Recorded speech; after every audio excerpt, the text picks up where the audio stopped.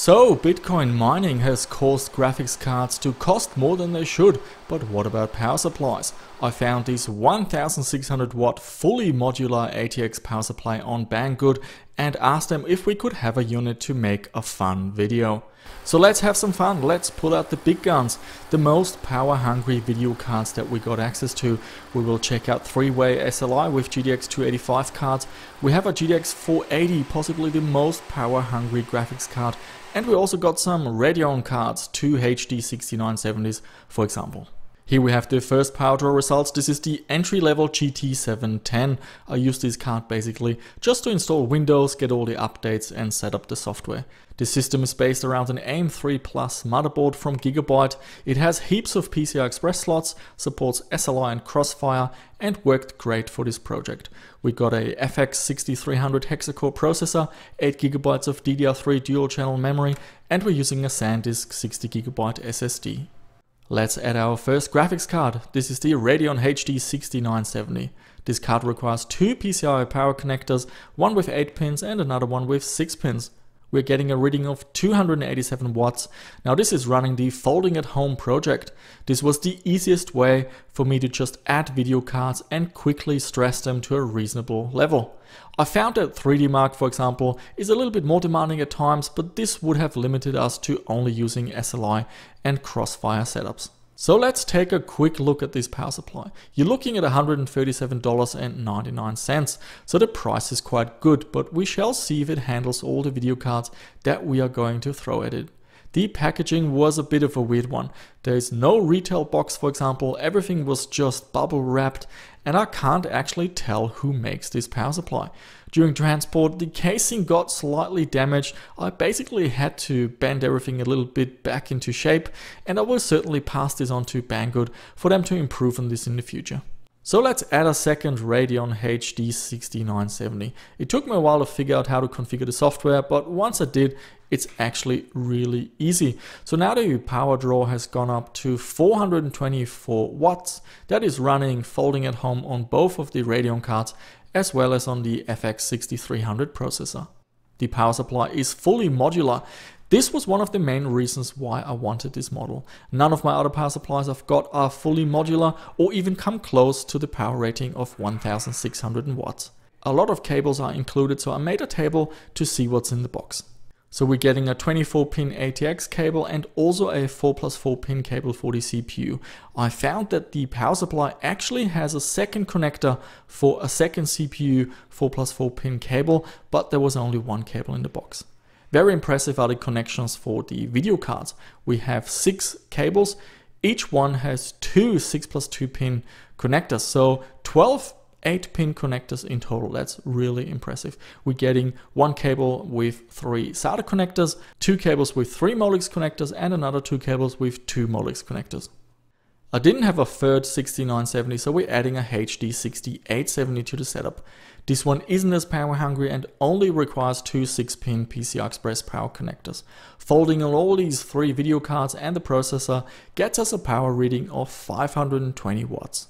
So at this point I realized that it will be quite a challenge to get anywhere close to testing the 1600 watts of this power supply. So let's try some Nvidia cards. First up we got the GTX 480. This is likely my most power hungry graphics card. It makes a ton of noise, runs extremely hot. I burnt myself a few times on the heat pipes on the top of the card, and it doesn't disappoint when it comes to power draw. 367 watts is what we're getting with just a single GTX 480.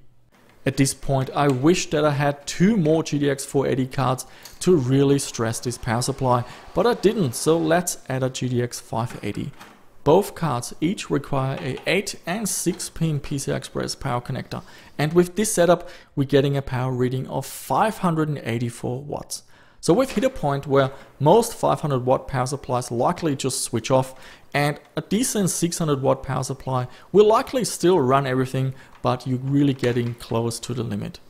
The load I was seeing running Folding at Home is extremely consistent, so there was very little fluctuation in terms of what you can read on the power reader.